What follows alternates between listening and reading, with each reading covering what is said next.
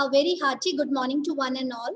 And it's a great pleasure for me to welcome Professor Sonia Sharma in this web talk on web technologies.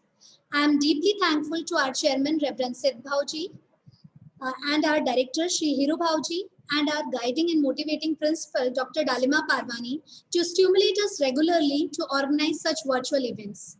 I further take this opportunity to welcome all my dear students for their kind participation. It's my pleasure to introduce our keynote speaker, Professor Sonia Sharma, Assistant Professor, Department of Computer Science. She is the member of Sports Cell. She has more than 6 years of teaching experience. She is very talented and techno expert. She is multi-talented. She is also pursuing Masters in Education. We heartily welcome you, ma'am. Without wasting our time, I cordially invite Professor Sonia Sharma for her enriching talk.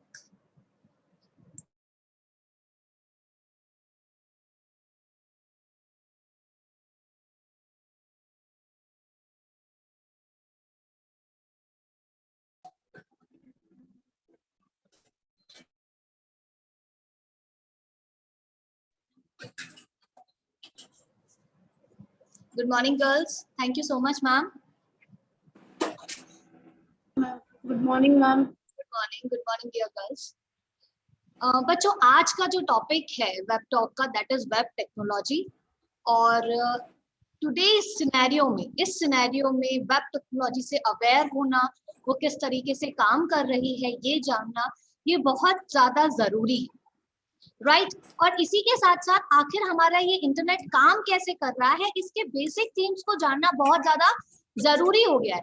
कि हर चीज digitalisation हो रही है, हर चीज में हम देख रहे हैं कहीं ना कहीं डिजिटलाइजेशन एंटर हो रहा है. चाहे हम गवर्नमेंट की बात करें या चाहे हम किसी और चीज की बात, हर जगह, चाहे आप गवर्नमेंट की बात करें, आप कम्युनिकेशन की बात करें, आप कॉर्पोरेट की बात करें, एवरीवेयर हम टेक्नोलॉजी को देखते हैं. तो आज का जो टॉक है that is web technology talk.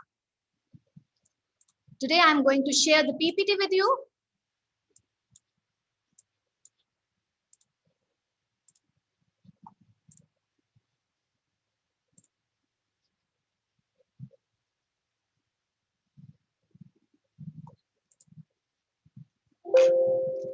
बात अगर हम कर रहे हैं टेक्नोलॉजी की, तो सबसे पहली चीज आती है वेब की. आखिर ये वेब क्या होता है? हम वेब की बातें करते हैं, क्या वेब और इंटरनेट एक ही होता है?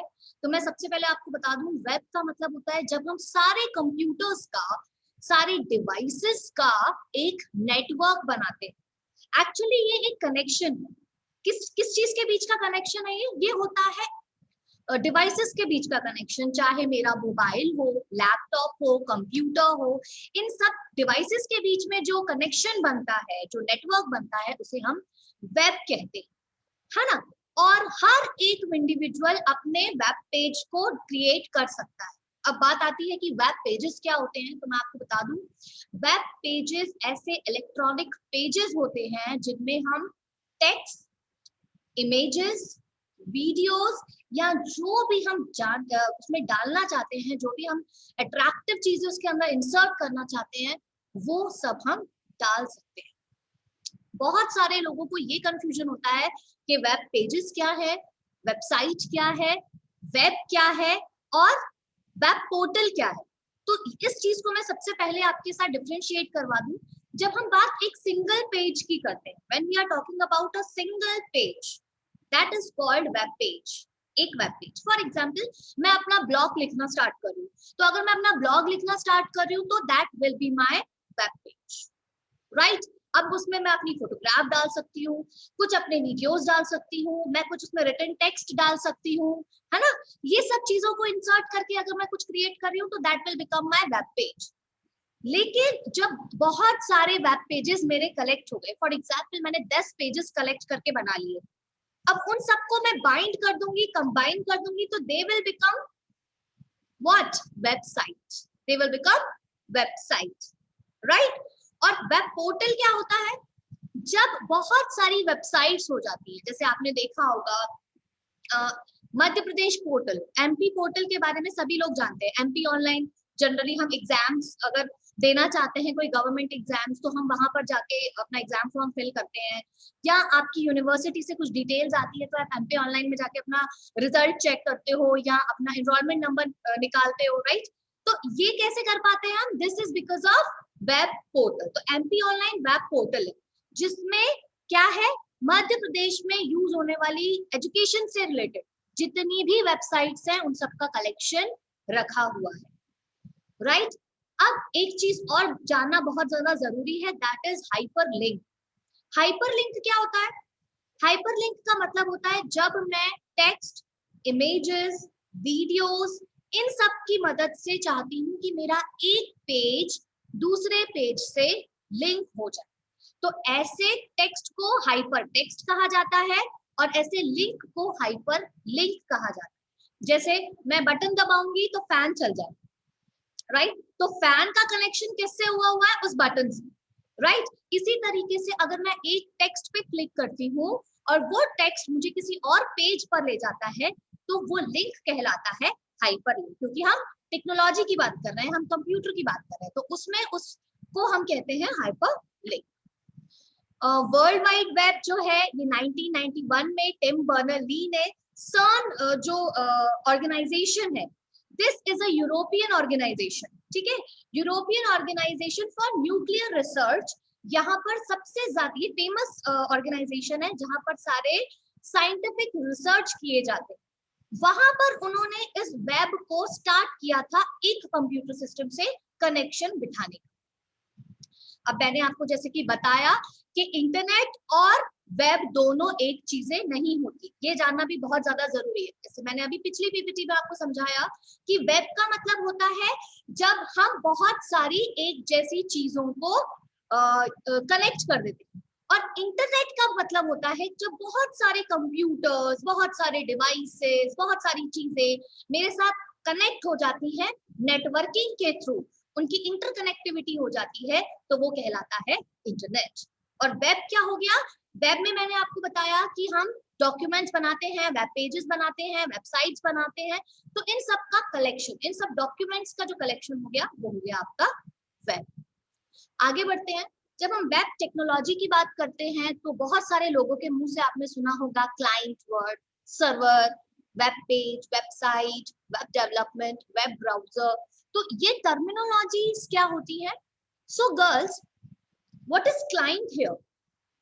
जब कोई व्यक्ति, जब कोई यूजर घर पे बैठा या ऑफिस पे बैठा या कहीं पर भी किसी पेज का, किसी वेब पेज का रिक्वेस्ट डालता है अपने कंप्यूटर पे, तो वो व्यक्ति कहलाया जाता है क्लाइंट, राइट? फॉर एग्जाम्पल, अगर मैं यहाँ पर बैठे बैठे गूगल से कहती हूँ कि वो मेरे लिए कुछ सर्च करके लाए, तो here I am the client, मैं यहाँ पर क्लाइंट बन जाऊंगी।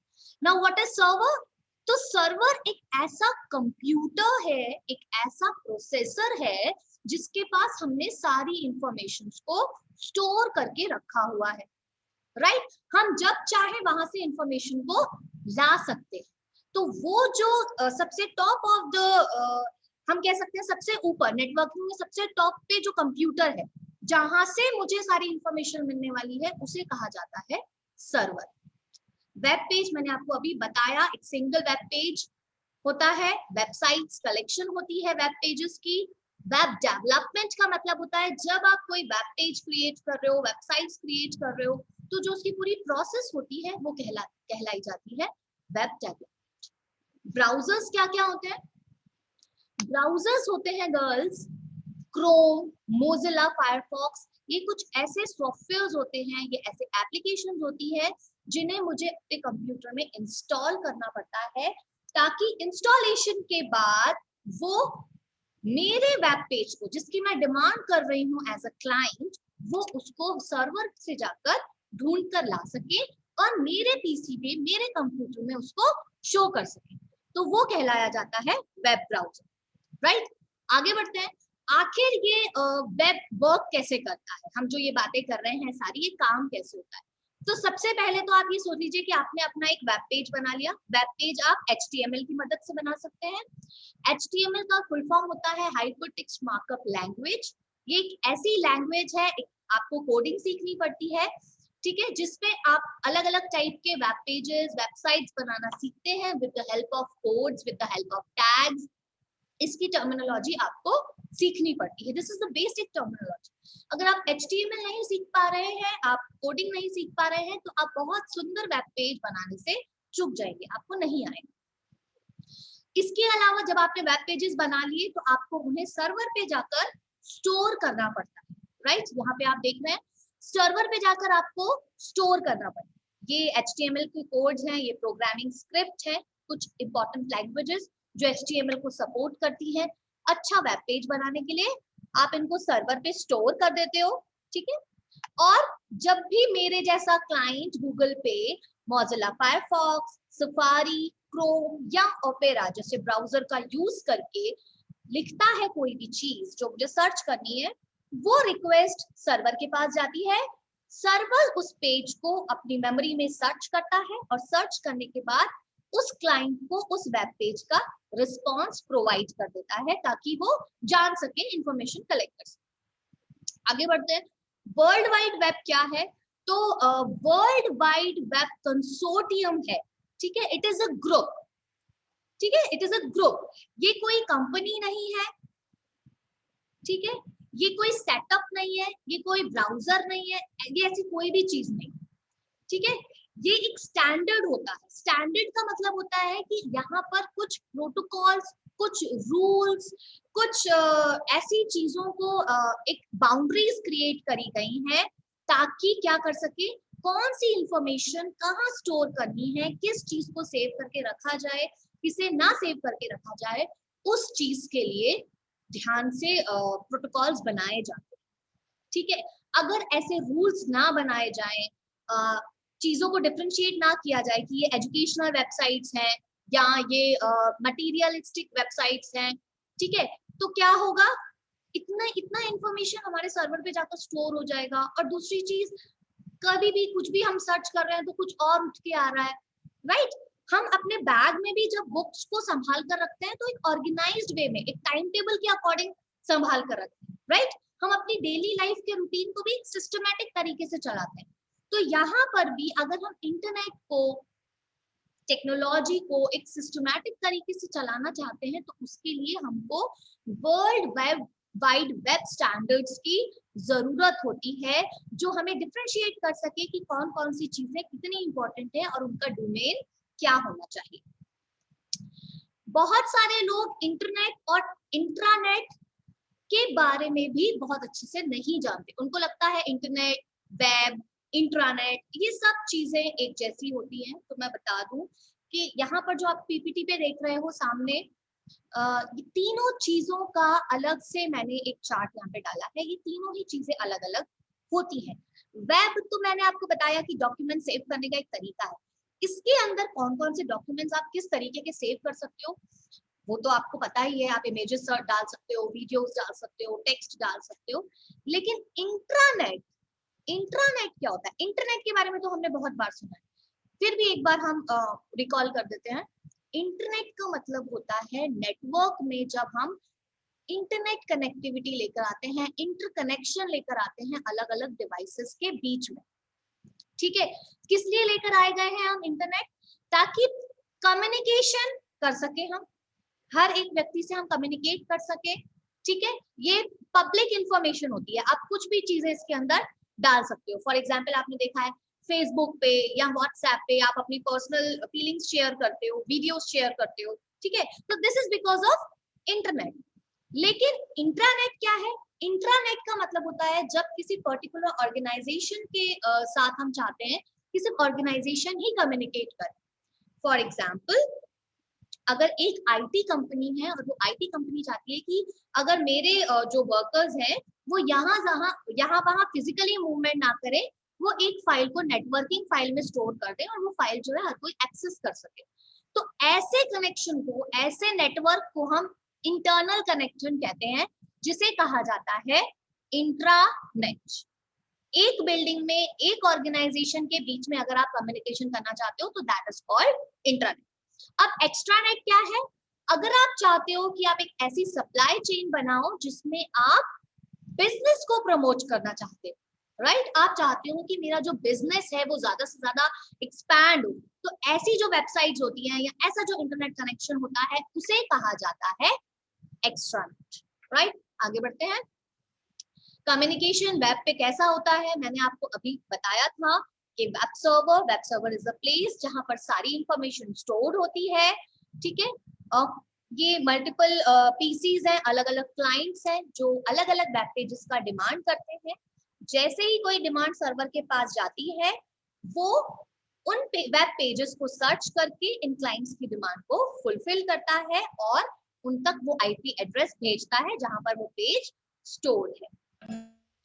अब आखिर ये वेब सर्वर इंटरनली काम कैसे करता है उसके बारे में अपन थोड़ा सा जान लें। तो जब हम वेब पे कम्युनिकेशन की बात करते हैं या सर्वर पे कम्युनिकेशन की बात करते हैं तो सबसे पहली चीज आती है यूआरएल। यूआरएल का मतलब होता है यूनिफॉर्म रिसोर्स लोकेटर। राइट, अभी यूनिफॉर्म रिसोर्स लोकेटर क्या है? यूनिफॉर्म रिसोर्स लोकेटर का मतलब होता है कुछ नंबर्स की मदद से, कुछ कोड्स की मदद से हम एक लोकेशन सेट करते हैं। ठीक है, ये किसे भेजी जाती है? ये डोमेन नेम सर्वर को, डीएनएस को भेजी जाती है जो सर्वर के पास होती है। अब सर्वर क्या करता है? सर्वर वहां से आईपी एड्रेस निकालता है, आईपी एड्रेस ऑब्टेन करता है। ये आईपी एड्रेस उस ब्राउजर तक पहुंचाया जाता है जिस ब्राउजर ने उस पर्टिकुलर पेज की या उस पर्टिकुलर इंफॉर्मेशन की डिमांड करी। राइट, उसके बाद जब ब्राउजर तक वो आईपी एड्रेसेस जनरेट हो जाते हैं तो ये क्लाइंट के कंप्यूटर सिस्टम पे डिस्प्ले होने लग जाता है। इसका एक लाइव एग्जांपल, मान लीजिए मैंने HTML के लिए गूगल पे जाके सर्च करा HTML कोड। राइट, मैं गूगल पे गई, मैंने वहां जाके सर्च करा, तो मेरा ब्राउजर क्या करेगा? ब्राउजर उसका आईपी एड्रेस ढूंढने लग जाएगा। आईपी एड्रेस ढूंढने के लिए वो सर्वर के पास जाएगा। सर्वर क्या करेगा? सर्वर जो है उसका डोमेन नेम सिस्टम जनरेट करेगा कि ये वेब पेज जो है वो कहां पर, उसका डोमेन क्या है, वो किस टाइप का वेब पेज है। क्या वो कोई वेबसाइट है? क्या वो कोई ऑर्गेनाइजेशन है? ठीक है, वो क्या वो कोई कमर्शियल वेबसाइट है? उसका सर्वर, उसका डोमेन क्या है? राइट, वो जनरेट करने, वो निकालने के बाद वो यूआरएल पे जाएगा कि आखिर किस लोकेशन पे स्टोर है। ये सारी चीजें जनरेट करने के बाद वो IP address, internet protocol address निकालेगा उस पेज का और उसको ब्राउजर तक पहुंचा देगा। तो मेरे पास, मेरे कंप्यूटर सिस्टम में बहुत सारे आईपी एड्रेस वाले वैसे वेब पेजेस जो हैं, वेबसाइट्स जो हैं वो ओपन हो जाएंगी। अब मैं जिस पर क्लिक करूंगी वो वेब पेज मेरे सामने, मेरी स्क्रीन पर खुलेगा। आगे बढ़ते हैं। ये जो आपको मैंने समझाया कि किस तरीके से सर्वर और आपके जो ब्राउजर्स होते हैं वो काम करते हैं, लेकिन ये जानना बहुत ज्यादा जरूरी है कि हम यहाँ पर पूरे वर्ल्ड की बात कर रहे हैं। राइट, हम पूरे विश्व की बात कर रहे हैं। तो पूरे वर्ल्ड में ये डेटा कैसे एक्सेस होता है, कैसे सर्वर इतनी फ्रीक्वेंटली डेटा को निकाल पाता है, वो कैसे जान पाता है कि मुझे क्या वेब, कौन सा पेज चाहिए, क्या जानकारी मैं चाह रही हूँ, कौन सी वीडियो देखना मैं चाह रही हूँ, तो वो कैसे निकाल पाता है? With the help of routers and gateway. ये इस तरीके का फिजिकल डिवाइस होता है। राइट, रूटर्स और गेटवे का काम होता है कि वो जहां पर भी आपका कनेक्शन, भाई मान लीजिए कि मैं यहाँ अपने कॉलेज में बैठी हुई आप तक चैट कैसे कर पा रही हूँ, इतनी दूर दूर तक हम कैसे कम्युनिकेट कर पा रहे हैं? क्योंकि कहीं ना कहीं हमारे कनेक्शन के बीच में रूटर्स और गेटवे लगे हुए हैं। रूटर्स और गेटवे ऐसे डिवाइसेस होते हैं, ऐसे इनको प्रोग्राम किया जाता है ताकि वो मेरे डेटा को दूसरे एड्रेस तक बिना किसी रुकावट के पहुंचा सके। ये डिवाइसेस है। राइट, ये डिवाइसेस उसके बीच में आने वाले किसी भी व्यवधान को, किसी भी ऑब्स्टिकल को रोकने का काम करते हैं। जहां पर भी मेरा कम्युनिकेशन या मेरा कनेक्शन वीक होता है वहां पर ये उसको फिर से क्या करते हैं? स्ट्रॉन्ग, उस डेटा को फिर से स्ट्रॉन्ग करते हैं और उस कम्युनिकेशन को सपोर्ट प्रोवाइड करके मेरा डेटा आगे ट्रांसफर करते हैं। इन्हें सिर्फ मेरे आईपी एड्रेस से मतलब होता है। आईपी एड्रेस जिससे कि ये जान सके कि मुझे वो डेटा किन दो सिस्टम्स के बीच में कनेक्ट करना है। इन डिवाइसेस को इस चीज से बिल्कुल मतलब नहीं होता कि आप क्या डेटा यहाँ से वहां शेयर कर रहे हो, वो वीडियो है या वो कोई फाइल है, इनसे इन सबको, इन डिवाइसेस को कोई मतलब नहीं। इनको सिर्फ क्या करना है, कनेक्शन स्ट्रॉन्ग करना है, मेरा डेटा ट्रांसफर करना है, कोई रुकावट आती है तो उसको रेक्टिफाई करके मेरे पैकेट को, मेरे एड्रेस पैकेट को सही आईपी एड्रेस तक पहुंचाना है। प्रोटोकॉल्स, कई बार आपने सुना होगा, प्रोटोकॉल्स आर वेरी इंपॉर्टेंट। वो प्रोटोकॉल्स होते हैं, हम वेबसाइट बनाते हैं तो प्रोटोकॉल्स होते हैं। तो आखिर ये प्रोटोकॉल क्या होते हैं? बहुत सारे बच्चों को डाउट होता है कि व्हाट इज प्रोटोकॉल। तो मैं आपको बता दूं, प्रोटोकॉल्स का मतलब होता है रूल्स एंड रेगुलेशन। जैसे मैंने आपको बताया, वर्ल्ड वाइड वेब कंसोर्टियम भी क्या कर रहा है, वो भी स्टैंडर्ड मेंटेन कर रहा है। अगर स्टैंडर्ड डाउन हो जाएगा, कम्युनिकेशन अच्छा नहीं होगा, ये नहीं पता लगेगा कि किस तरीके से पूरी फाइल्स को ट्रांसफर करना है, तो सब चीजें बिखर जाएंगी। इसीलिए प्रोटोकॉल्स बहुत ज्यादा जरूरी होते हैं कम्युनिकेशन के बीच में। एक छोटा सा एग्जांपल देती हूँ। आप लोगों ने बचपन में कभी देखा होगा कि अगर आपको एप्लीकेशन लिखनी है, किसको, प्रिंसिपल को एप्लीकेशन लिखनी है या टीचर को एप्लीकेशन लिखनी है, तो आप क्या करते हो, बहुत सुंदर तरीके से उसकी हेडिंग लिखते हो, सब्जेक्ट लिखते हो, उसके बाद आप नीचे उसका बहुत अच्छा प्रीफेस बनाते हो, राइट, आप अपना कंटेंट लिखते हो, बहुत अच्छे तरीके से करते हो। लेकिन अगर यही लेटर आपको अपने फ्रेंड को, मतलब कि इनफॉर्मल लेटर लिखना है, फ्रेंड को लिखना है, अपने कजन को लिखना है, बर्थडे इनविटेशन कार्ड बनाना है, तो आप उसको बड़ा डेकोरेटिव, सुंदर, और आप उसमें शब्दों का, वर्ड्स का भी बहुत ज्यादा हेर फेर नहीं करते, राइट। आप जो आपको मन में आता है आप बहुत इजीली उन वर्ड्स को यूज कर लेते हो। तो इसका मतलब क्या है, दोनों ही चीजों के प्रोटोकॉल्स अलग अलग है ना। कहीं आपको बहुत ज्यादा लैंग्वेज पे ध्यान देना है, कहीं आपको आपकी सिर्फ फीलिंग्स बतानी है, राइट। तो यहाँ पर भी प्रोटोकॉल का मतलब ये होता है कि कम्युनिकेशन अगर आपको करना है तो आपको रूल्स एंड रेगुलेशंस को फॉलो करना पड़ेगा। तो नेटवर्किंग में हर कंप्यूटर इन रूल्स को फॉलो करता है, ठीक है। कौन कौन से प्रोटोकॉल्स हैं ये? Hypertext transfer protocol, if you are just searching something and आपको हाइपरलिंक चाहिए, आप सिर्फ क्लिक करके वेब पेजेस की डिमांड कर रहे हो, सिर्फ रीड आउट करना है आपको चीजों को, तो HTTP आपको विजिबल रहेगा। TCP, transmission control protocol and internet protocol, ठीक है, ये यूज होगा जब आप कोई चीज को यहाँ से वहां सेंड कर रहे हो, ट्रांसमिट कर रहे हो। अगर आप किसी को फाइल ट्रांसफर कर रहे हो तो FTP प्रोटोकॉल यूज होता है, फाइल ट्रांसफर प्रोटोकॉल। अगर आप किसी को मेल कर रहे हो, ईमेल कर रहे हो, तो सिंपल मेल ट्रांसफर प्रोटोकॉल का यूज किया जाता है। और टेलनेट, टेलीकम्युनिकेशन नेटवर्किंग के लिए यूज होता है, राइट। जैसे आप वीडियो कॉन्फ्रेंसिंग कर रहे हो, किसी के साथ वीडियो कॉल कर रहे हो, तो टेलनेट प्रोटोकॉल का हम यूज करते हैं। ये प्रोटोकॉल्स हर एक, चाहे वो क्लाइंट हो या वो सर्वर हो, दोनों ही कंप्यूटर सिस्टम्स के बीच के कनेक्शन में स्टोर्ड होते हैं। ये हमेशा याद रखिएगा कि चाहे वो क्लाइंट का कंप्यूटर हो या चाहे वो सर्वर का कंप्यूटर हो, दोनों कंप्यूटर के बीच में जब हम कनेक्शन की बात करते हैं, डेटा कनेक्शन की, तो वहां पर ये सभी के सभी प्रोटोकॉल जो हैं वो हमेशा स्टोर्ड रहते हैं, राइट। आगे बढ़ते हैं। इन प्रोटोकॉल्स की पूरी लेयर होती है ओपन सिस्टम इंटरफेस, जो इन प्रोटोकॉल्स को कनेक्ट करती है एक दूसरे के साथ। अलग अलग चीजों के लिए, अलग अलग प्रोटोकॉल्स के लिए अलग अलग लेयर्स होती हैं। आगे बढ़ते हैं। अब मैं यहाँ पे आपको बताना चाहूंगी वेब सर्वर की कुछ टेक्नोलॉजीज के बारे में, कौन कौन सी इंपॉर्टेंट टेक्नोलॉजी होती है। ये बात तो सभी को पता लग गई कि क्लाइंट अपने घर बैठे जब भी किसी चीज की डिमांड करता है तो सर्वर के पास जाकर वेब पेज की वो डिमांड करता है और वो वहां तक उसको ट्रांसफर की जाती है। तो इन सबको क्रिएट करने के लिए, ऐसे अट्रैक्टिव पेजेस को बनाने के लिए किस चीज की जरूरत पड़ती है? HTML के कोड की, hypertext markup language. This is the very very important language. अगर आप चाह रहे हो कि आपको कल को वेबसाइट क्रिएट करनी है, वेब पेजेस बनाने हैं, तो आपको HTML सीखना बहुत ज्यादा जरूरी है। HTML के अंदर जो चीजें आपको जरूरी होती हैं वो होती हैं CSS, जिसका मतलब है कास्केडिंग स्टाइल शीट, और जावास्क्रिप्ट, ये एक स्क्रिप्टिंग लैंग्वेज है जो आपको HTML के अंदर ही JS के नाम से सिखाई जाती है।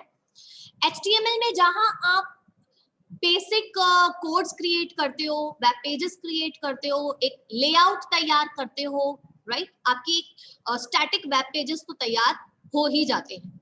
लेकिन अगर आपको चाहते हो कि आप उसके अंदर स्टाइल डाल सको, सुंदर कलर्स डाल सको, आपको बहुत ब्यूटीफुल दिखे, बहुत ज्यादा इमेजेस हो, बहुत ज्यादा फॉन्ट के स्टाइल्स हो, तो आपको कास्केडिंग स्टाइल शीट सीखनी होगी जो HTML के बाद आती है। इसके अलावा है जावास्क्रिप्ट। अगर आप चाहते हो कि वेब पेजेस पे आपको कुछ ऐसे फॉर्म डिजाइन करने हैं, रजिस्ट्रेशन फॉर्म है, इनरोलमेंट फॉर्म है, आपको कुछ कॉम्प्लेक्स कोडिंग करनी है ना, ऐसे प्रोग्राम्स कोड करने हैं, लूप्स चलाने हैं, आप चाहते हो कि इफ कंडीशंस में चला सकूं, तो ऐसी चीजों के लिए आपको स्क्रिप्टिंग लैंग्वेज सीखनी होती है वेब टेक्नोलॉजी के अंदर। सिर्फ जावास्क्रिप्ट ही नहीं होती, आप PHP सीख सकते हो, आप .NET सीख सकते हो, लेकिन उन सभी के लिए बेसिकली आपको HTML और CSS सीखना बहुत ज्यादा जरूरी होता है। HTML में जनरली आपको जो टैग्स देखने को मिलते हैं वो होते हैं heading tags, head tags, formatting tags जो आप खूबसूरत बनाना चाहते हो, कलर चेंज करना चाहते हो, बैकग्राउंड चेंज करना चाहते हो, बॉडी बैकग्राउंड चेंज करना चाहते हो, लिंक टैग जिसमें आप हाइपरलिंक क्रिएट करते हो कि आप एक टेक्स्ट पे क्लिक करेंगे और आप नेक्स्ट पेज पे पहुंच जाएंगे, लिस्ट बना सकते हो आप, ऑर्डर लिस्ट बना सकते हो, अनऑर्डर्ड लिस्ट बना सकते हो, डेफिनेशन लिस्ट बना सकते हैं, आप इमेजेस इंसर्ट कर सकते हैं, स्क्रिप्टिंग टैग होता है जब आप स्क्रिप्टिंग लैंग्वेज का यूज करते हो, फॉर्म क्रिएट कर सकते हो, जैसे मैंने अभी आपको बताया जावास्क्रिप्ट में अंदर आप बहुत डिफरेंट टाइप के फॉर्म्स क्रिएट कर सकते हो। टेबल टैग, अगर आप चाहते हो कि आप किसी चीज को टेबुलर फॉर्मेट में शो करो तो आप टेबल्स को भी HTML के अंदर क्रिएट कर सकते हैं। HTML में टैग्स बेसिकली दो तरीके के होते हैं, एक होते हैं कंटेनर टैग और एक होते हैं empty tag, right. Container tag वो टैग्स होते हैं जो स्लैश की मदद से हमेशा बंद किए जाते हैं इस तरीके से, और एम्प्टी टैग कौन से होते हैं जिन्हें बंद करना जरूरी नहीं होता, they are called empty tags. अगर मैं कोडिंग का एग्जांपल आपको बताती हूँ तो तीनों ही चीजों की मैं कोडिंग का एक बेसिक सिंटेक्स आपके साथ शेयर कर रही हूँ। HTML में HTML hypertext markup language, then head आता है, हेड के बाद हम बॉडी डिक्लेयर करते हैं, इसके अंदर बहुत सारे फॉर्मेटिंग टैग्स होते हैं, लाइन को सुंदर बनाना, ब्रेक करना, पैराग्राफ देना, टेबल बनाना, फॉर्म बनाना, फ्रेम्स क्रिएट करना, लिस्ट क्रिएट करना, ये सभी फॉर्मेटिंग टैग्स आप इसके अंदर ले सकते हो। और उसके बाद आपको इन तीनों HTML हेड एंड बॉडी, इन तीनों टैग्स को क्लोज करना स्लैश की मदद से बहुत ज्यादा जरूरी होता है। इसके बाद आती है cascading style sheet. Cascading style sheet की बात अगर हम करें तो ये तीन तरीकों की होती है, राइट। एक होती है inline, second is internal and third one is external. Internal और इनलाइन जो होती हैं ये आपकी .html के वर्जन से ही सेव होती है, एक्सटेंशन से ही सेव होती है .html लगाकर। इनलाइन का मतलब होता है कि अगर आप किसी पर्टिकुलर लाइन में, किसी पर्टिकुलर पैराग्राफ में ही अगर चेंजेस चाहते हो तो आप एक लाइन में स्टाइल नाम का टैग लगाकर चेंज कर सकते हो। इंटरनल का मतलब होता है हेड सेक्शन के अंदर जब आप स्टाइल को डिफाइन करते हो तो जहां जहां आपको उस स्टाइल को लेकर आना है वहां वहां आप उसको कॉल कर सकते हो इन द सेम फाइल, एक ही फाइल बनती है इंटरनल के अंदर। लेकिन अगर एक्सटर्नल की बात करी जाए, एक्सटर्नल स्टाइल शीट की बात करी जाए, तो वहां पर आपकी दो फाइल्स क्रिएट होती हैं। एक होती है .html नाम से जो एक रेगुलर फाइल होती है HTML की, और एक होती है .css के नाम से जिसमें हम वो सारा स्टाइल डिफाइन करते हैं जो मैं अपनी बॉडी के अंदर यूज करना चाहती हूँ। अपनी बॉडी मींस मेरी जो वेब पेज की जो बॉडी होगी जहां पे मुझे अपना कंटेंट डिफाइन करना है, वहां पर मैं उसको कॉल करके जो है यूज कर सकते हो। इसके अलावा है जावास्क्रिप्ट। जावास्क्रिप्ट में आप बहुत सारे अलग अलग जैसे कंडीशंस, लूप्स, इन सब प्रोग्रामिंग टर्मिनोलॉजीज का यूज करके अट्रैक्टिव वेब पेजेस को क्रिएट कर सकते हो, फॉर्म्स को क्रिएट कर सकते हो। आगे बढ़ते हैं। अगर आप वेब टेक्नोलॉजी के बारे में और ज्यादा डिटेल जानना चाहते हो तो बहुत ज्यादा जरूरी है कि आप क्लाउड कंप्यूटिंग के बारे में भी जानें। क्लाउड कंप्यूटिंग बेसिकली देखा जाए तो ऐसा नहीं होता कि बहुत सारे बादल है, ठीक है। मैंने आपको बताया कि सर्वर पे बहुत ज्यादा डेटा स्टोर होता है, है ना, इतना ज्यादा डेटा अगर मेरे सर्वर पे स्टोर है तो क्या बहुत जरूरी है, इट इज वेरी इंपॉर्टेंट कि वो डेटा कहीं ना कहीं सेव करके रखा जाए और उसकी एक लिमिट हो। लेकिन हमारे अब हम रियल लाइफ में अगर बात करें तो ऐसे डेटा की कोई भी लिमिट नहीं है, राइट। तो यहाँ पर जो कंसेप्ट आया है, जो टर्म आया है, वो आया है क्लाउड कंप्यूटिंग। क्लाउड कंप्यूटिंग में हम डिफरेंट डिवाइसेस को एक दूसरे के साथ कनेक्ट करते हैं with the help of networking, और अगर कोई पर्टिकुलर डिवाइस किसी तरीके का स्टोरेज चाहता है, कुछ एप्लीकेशंस को यूज करना चाहता है, तो वो डायरेक्ट सर्वर पे जाकर सर्वर से रिक्वेस्ट करके कुछ स्पेस को हायर कर सकता है। एक छोटा सा लाइव एग्जांपल बताना चाहूंगी यहाँ पर फिर से। आप लोगों ने देखा होगा जब आप आजकल अपनी ईमेल खोलते हो तो आपको मिलती है गूगल ड्राइव। गूगल ड्राइव आपको फ्री में दिया हुआ एक स्पेस है जहां पर आप अपनी फाइल्स को स्टोर करके रख सकते हो। उन फाइल्स को आप जब चाहे जहां चाहे वहां एक्सेस कर सकते हैं। इसके लिए आपको पेन ड्राइव जैसी, सीडी, डीवीडी जैसे पेरिफेरल डिवाइसेस की जरूरत नहीं है। आपको जरूरत किसकी है? सिर्फ डिवाइस आपका कोई भी हो, चाहे टैबलेट हो, मोबाइल हो, लैपटॉप हो, कंप्यूटर हो, राइट, कुछ भी हो, वो डिवाइस होना चाहिए और इंटरनेट होना चाहिए। और आपको किसी चीज की जरूरत नहीं है, आप अपना डेटा वहां पे स्टोर कर सकते हो, एक्सेस कर सकते हो, रिट्राइव कर सकते हो, किसी को ट्रांसमिट कर सकते हो, ये सभी एक्टिविटीज आप कर सकते हो। तो this is the just a very small feature of cloud computing, right. आगे आने वाले टाइम में, या मैं ये कहूं कि आगे का जो सिनेरियो है वो ये हो जाएगा कि आपका जो कंप्यूटर सिस्टम है, आपका जो ये माउस, कीबोर्ड और ये लैपटॉप वगैरह है, ये सब आपके लिए सिर्फ डिवाइसेस रह जाएंगे। आपका सारा डेटा डायरेक्ट सर्वर से ही जाकर एक्सेस होगा। तो उस टर्मिनोलॉजी को या उस टेक्नोलॉजी को हम कहेंगे क्लाउड कंप्यूटिंग। ठीक है, आई होप कि आपको आज का वेब टॉक बहुत अच्छा लगा होगा। अगर आपको कोई भी डाउट है किसी स्टूडेंट को किसी टॉपिक से रिलेटेड, तो वो मुझसे पूछ सकता है।